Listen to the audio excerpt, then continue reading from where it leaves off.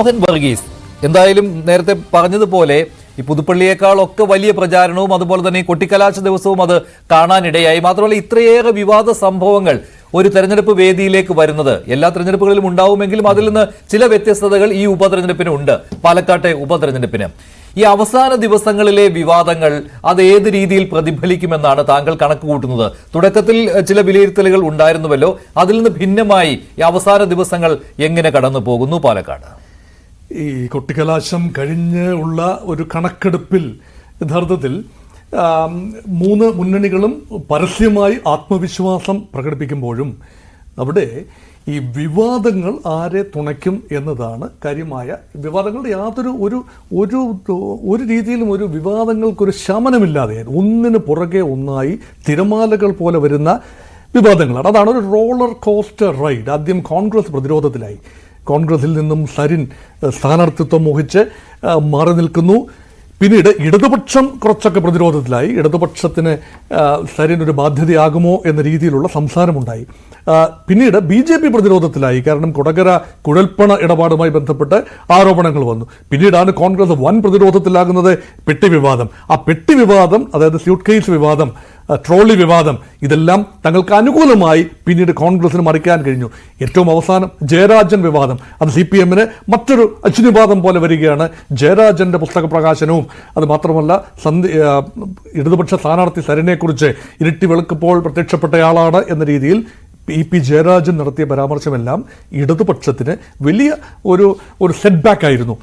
പക്ഷേ സരിൻ എന്ന വ്യക്തിയുടെ ഒരു മികവ് അത് അംഗീകരിക്കേണ്ടതാണ്. ഒരു സിവിൽ സർവീസ് കാൻഡിഡേറ്റാണ്, സിവിൽ സർവീസിൽ നിന്ന് രാഷ്ട്രീയത്തിലെത്തിയ ആളാണ്. പക്ഷേ അദ്ദേഹത്തിൻ്റെ ചുവടുമാറ്റം അതെങ്ങനെയാണ് പാലക്കാട് ജനം സ്വീകരിക്കുന്നത്? ആ സ്ഥാനാർത്ഥി പെട്ടെന്ന് അബ്സോർബ്ഡായി, അതൊരു കാര്യം. ഇനി തെക്ക് നിന്നും വന്ന പോരാളിയായ കോൺഗ്രസ് സ്ഥാനാർത്ഥി പെട്ടെന്ന് രാഹുൽ മാങ്കൂട്ടത്തിലും പെട്ടെന്ന് അവിടെ ആദ്യത്തെ ഒരു മന്ദതയ്ക്ക് ശേഷം കോൺഗ്രസ് പെട്ടെന്ന് രാഹുൽ മാങ്കൂട്ടത്തിനെ സ്വീകരിക്കുന്ന ഒരു കാഴ്ചയാണ്. അവിടുത്തുകാരൻ തന്നെയായ ശ്രീ കൃഷ്ണകുമാർ, BJPയെ സംബന്ധിച്ചിടത്തോളം അവിടെ പടലമുടക്കങ്ങൾ ഉണ്ടായിരുന്നു. സന്ദീപ് വാര്യരുടെ ഒരു പുറത്തുപോക്ക് അവസാന ഘട്ടത്തിൽ BJPയെ വളരെ വലിയ പ്രതിരോധത്തിലാക്കേണ്ടതാണ്. പക്ഷേ ഇനിയാണ് നിർണായകമായ ട്വിസ്റ്റ്.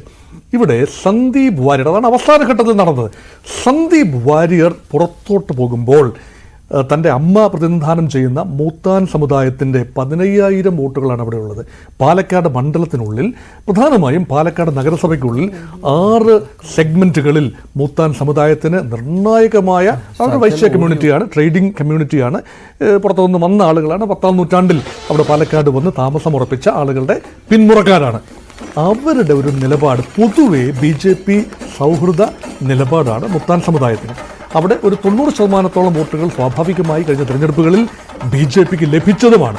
എന്നാൽ ഈ തെരഞ്ഞെടുപ്പിൽ ആ വോട്ടിൻ്റെ ഒരു ചെറിയ ശതമാനം UDFിലേക്ക് സന്ദീപ് വാര്യറിലൂടെ മറിയുമോ എന്നതാണ് ഒരു ചിന്ത. പക്ഷേ അതേ സമുദായത്തിന്റെ ആളുകളെ ചേർത്തുകൊണ്ട് തന്നെ അവിടെ ഈ റോഡ് ഷോ നടത്തുകയും ചെയ്തിട്ടുണ്ട് BJP. അതുകൊണ്ട് അങ്ങനെ ഒരു പ്രശ്നമേ ഇല്ല എന്ന് അവർ പറയുകയാണ്. പിന്നെ ഒരു കാര്യം അത് അതിനകത്ത് അപ്പോൾ ഇവിടെ വരുമ്പോൾ ഈ സന്ദീപ് വാര്യരുടെ മുൻകാല പ്രസ്താവനകൾ, കാരണം നമ്മളൊക്കെ ഒരുമിച്ച് എത്രയോ ചാനൽ ചർച്ചകളിൽ ഇരുന്നതാണ്. സന്ദീപ് വാര്യരുടെ ഒരു ചാനൽ, ഈ ടെലിവിഷൻ പ്രേക്ഷകർക്ക് ഏറ്റവും പരിചിതമായ മുഖങ്ങളിൽ ഒന്നാണല്ലോ ശ്രീ സന്ദീപ് വാര്യരുടെ മുഖം. നല്ല ഒന്നാന്തരമായ തൻ്റെ പാർട്ടിയുടെ നിലപാടുകൾ വ്യക്തമാക്കുന്നതാണ്.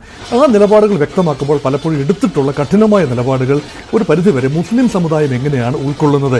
പെട്ടെന്ന് പാണക്കാട് പോയി എല്ലാം പുറത്തു പുറക്കണം എന്ന രീതിയിൽ പറയുമ്പോഴും തൻ്റെ സെക്കുലർ നിലപാടുകൾ പെട്ടെന്ന് ഉയർത്തിക്കാണിച്ചാൽ അത് 22% വരുന്ന പാലക്കാട് നിയോജക മണ്ഡലത്തിലെ 22% വരുന്ന മുസ്ലിം വോട്ടുകൾ എങ്ങനെയാണ് അതിനെ കാണുന്നത്? അതൊരു വലിയ ചോദ്യമാണ്. അത് പാണക്കാട് ചെന്നത് തന്നെ നിർബന്ധമായി പാണക്കാടെത്തി തങ്ങളുമായി സംസാരിച്ചു എന്നത് ഒരുപക്ഷെ ആ വരാൻ പോകുന്ന ഒരുപക്ഷെ ഒരു തിരിച്ചടി മയപ്പെടുത്താനുള്ള ഒരു നീക്കമായി വേണമെങ്കിൽ കാണാം. തിരിച്ചടി ആകുമോ എന്നുള്ള ചോദ്യമുണ്ട്. പക്ഷെ അതിനെ മറ്റൊരു രീതിയിൽ മുഖ്യമന്ത്രി ഒരു പരാമർശം നടത്തുകയും ചെയ്തുവല്ലോ. അത് പാണക്കാട് തങ്ങൾക്കെതിരെയുള്ള പരാമർശമായിരുന്നു. അപ്പോൾ അത് തിരിച്ചായുധമാക്കുവാൻ UDFിനും കഴിയുന്നുണ്ട്. അപ്പോൾ മുഖ്യമന്ത്രി അത് ആവശ്യമില്ലാതെ പറഞ്ഞ ഒരു കാര്യമാണോ? മുഖ്യമന്ത്രിയുടെ പല പരാമർശങ്ങളും മുൻപ് പല തെരഞ്ഞെടുപ്പുകളിലും, ഉദാഹരണത്തിന് പ്രേമചന്ദ്രനെതിരെ നടത്തിയ പരാമർശങ്ങൾ പോലെ ഉള്ളവയുണ്ട്, അതുപോലെയായി മാറുമോ?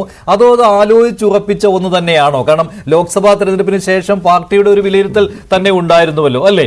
അത് തങ്ങളുടെ ഈ ശക്തി കേന്ദ്രമായ ഹൈന്ദവ വോട്ടുകളിലേക്ക് അതിലേക്ക് തിരിച്ചു വരണം എന്നുള്ള ഒരു വിലയിരുത്തൽ ഉണ്ടായിരുന്നു. അതിന്റെ ഭാഗമായിട്ട് കാണാനാകുമോ അതിനെ പാണക്കാട് തങ്ങൾക്കെതിരെയുള്ള പരാമർശത്തെ? ശ്രീ മഞ്ജുഷ്, ഒരു പരിധിവരെ ആ നിഗമനം വളരെ വളരെ വാലിഡ് ഒരു പോയിന്റാണത്.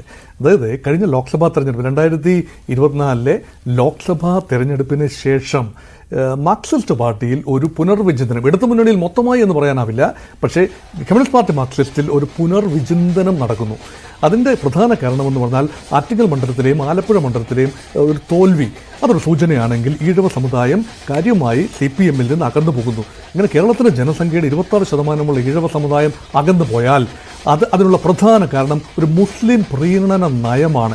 അങ്ങനെയെങ്കിൽ ഒരു സമദൂരം പാലിക്കുക, മുസ്ലിം പ്രീണന നയം കുറച്ചുകൊണ്ട് വരിക, വേണ്ടി വന്നാൽ അതിൻ്റെ ഭാഗമായി കൂടി പാണക്കാട് സാധാരണഗതിയിൽ ആക്രമിക്കുന്നത് പതിവല്ല. പാണക്കാട് തങ്ങൾ മുസ്ലിം ലീഗിന്റെ നേതാവായിട്ടല്ല കാണുന്നത്, കുറച്ച് മുസ്ലിം സമുദായത്തിന് വളരെ സ്വീകാര്യനായ ഒരു വ്യക്തിത്വമായി കാണുന്ന. അത് മാത്രമല്ല, ലോക്സഭാ തെരഞ്ഞെടുപ്പ് സമയത്തൊക്കെ മുസ്ലിം ലീഗിനെ വാനോളം പുകഴ്ത്തിയിരുന്നതാണ് CPM-ഉം മുഖ്യമന്ത്രിയും ഒക്കെ, പ്രത്യേകിച്ച് പൗരത്വ ഭേദഗതി ബില്ലിന്റെ കാര്യത്തിലുള്ള ചർച്ചകളിലും ഒക്കെ വരുമ്പോൾ. ഞാൻ താങ്കളിലേക്ക് വരാം. അതിനു മുമ്പ്